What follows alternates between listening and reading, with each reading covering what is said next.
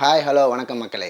இன்றைக்கி நம்ம மை தமிழ் மூவிஸில் என்ன படத்தோட ரிவ்யூ பார்க்க போகிறோம் அப்படின்னா, டைரக்டர் கிரீஷ் ஏடி டைரக்ஷனில் வந்த பிரேமலு படத்தை பற்றி தான் பார்க்க போகிறோம். பிரேமலுன்னு சொன்னோடனே தெலுங்கு படம் நினச்சிடாதீங்க. இது வந்து பார்த்திங்கன்னா ஒரு மலையாள படம். அண்ட் இதில் யாராக நடிச்சிருக்காங்க பார்த்தீங்கன்னா, நஸ்லீன், மமிதா பைஜு, அஸ்தாப் சலீம், மீனாட்சி ரவீந்திரன் மற்றும் பலர் நடிச்சிருக்காங்க. இந்த படத்தோட ஒன்லைன் என்னென்னு பார்த்தீங்கன்னா, சேலத்தில் ஒரு காலேஜில் படிக்கிற ஹீரோ வந்து அங்கே ஒரு பொண்ணை லவ் பண்ணுவார். அந்த பொண்ணு வந்து இவர் ரிஜெக்ட் பண்ணிவிடுவாங்க.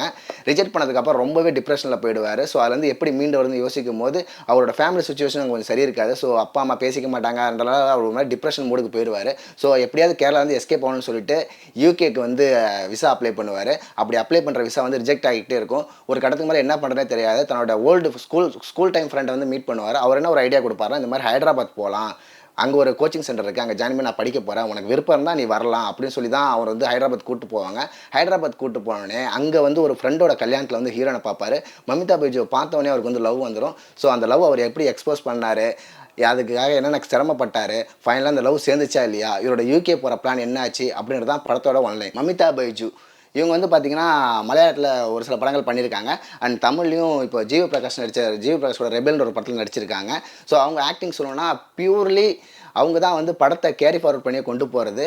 நஸ்லின் பற்றி ஆல்ரெடி நம்மளுக்கு எல்லாமே தெரிஞ்சிருக்கும். ஸோ அவர் ஆல்ரெடி நெய்மன்ற ஒரு படம் மூலயமாவே நம்மள்கிட்ட கனெக்டாக இருக்கார். அந்த படம் இன்னமும் ஹாட் ஸ்டாரில் இருக்குது. அதில் போய் பார்த்தீங்கனாலே அவரோட நடிப்பு பற்றி தெரிஞ்சுக்கலாம். அண்ட் அவரோட ஃப்ரெண்டாக வர கேரக்டராக இருக்கட்டும், இந்த படத்தில் எவ்ரி கேரக்டர், எந்த கேரக்டருமே வந்து பார்த்தீங்கன்னா இது இல்லை, ஏன் இந்த கேரக்டர் வந்துச்சு இப்படி அப்படிலாம் சொல்லவே முடியாது. எல்லா கேரக்டரும் அவங்கவுங்க கொடுத்ததுக்கான பாத்திரத்தை பக்காவாக பண்ணியிருக்காங்க. அண்ட் ஃபுல் பேக்கடாக அந்த படம் பார்க்கும்போது உங்களுக்கு ஒரு 2 மணி நேரம் போகிறதே தெரியாது. ஆக்சுவலாக பயங்கர என்டர்டெயினாக உங்களை வச்சுருக்கும். அண்ட் மியூசிக்ஸ் எல்லாமே அங்கங்கே பயங்கரமாக பண்ணியிருப்பாங்க.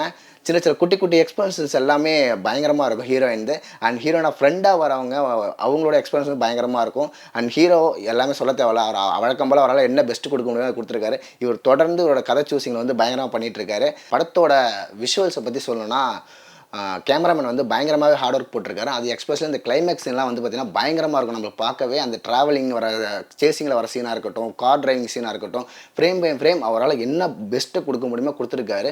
அண்ட் இது எல்லாத்தையும் விட மியூசிக் டைரக்டர் வந்து அங்கங்கே அந்த ஃப்ரேம்ஸ்க்கு எல்லாமே மியூசிக் கொடுத்து நம்மளை வந்து ஃபுல் பேக்கடாகவே வச்சுட்டு இருப்பாங்க. நம்மளால் எங்கேயுமே டைவர்ட்டே ஆக முடியாது. ஸோ நம்மளோட மைண்டு ஃபுல்லாக ஸ்க்ரீனில் தான் இருக்கும்.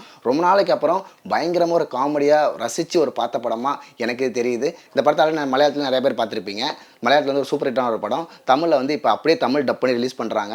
ஸோ மலையாளத்தில் பார்த்ததுக்கு எந்த விதத்திலும் தமிழ் டப்பிங் குறை கிடையாது. ஆக்சுவலாக நானே வந்து ஒரு மாதிரி தான் போனேன். ஆக்சுவலாக பியூர்லி என்டர்டெயின்மெண்ட். ஸோ அதோட ப்ளஸ் பாயிண்ட்டே வந்து மலையாள படத்தில் வந்து ப்ளஸ் பாயிண்ட்டே வந்து என்னென்னு பார்த்தீங்கன்னா, அவங்க டைலாக்ஸ் வந்து கொஞ்சம் இழுத்து பேசுவாங்க. ஸோ தமிழ் அது என்ன பண்ணுறாங்க, எப்படி கன்வே பண்ணியிருப்பாங்கன்னு தெரியல. ஸோ ஆல்ரெடி நம்ம நிறைய தமிழ் டப்பிங் படம் பார்த்துருப்போம். ஸோ அந்த நினைப்பில் தான் நானும் போனேன். ஆனால் ரியலி ஹார்ட் ஒர்க் பண்ணியிருக்காங்க. ஸோ அங்கே என்ன அவுட்புட் இருந்துச்சோ அதே அவுட்புட் தமிழில் கொண்டு வந்துருக்காங்க. அண்ட் கேமரா விஷுவல்ஸ் எல்லாமே பயங்கரமாக இருக்குது. அண்ட் மியூசிக்ஸ் வந்து இதுக்கு வந்து பெரிய ஒரு பக்கபலம்.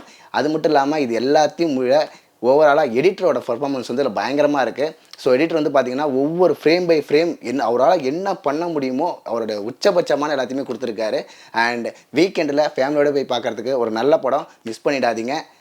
எனக்கு இந்த படத்தில் எதுவுமே மைனஸாக தெரியல. ஒருவேளை உங்களுக்கு தெரிஞ்சது அப்படின்னா எனக்கு கீழே கமெண்ட் பாக்ஸில் தெரிவிங்க. இதே மாதிரி ஒரு நல்ல படத்தோட ரிவ்யூவோட உங்களை நான் சந்திக்கும் வரை உங்களிடம் விடைபெறுவது உங்கள் விஜய் பிரகாஷ். மறக்காமல் மை தமிழ் மூவிஸை சப்ஸ்கிரைப் பண்ணுங்கள், பெல் பட்டனை கிளிக் பண்ணுங்கள்.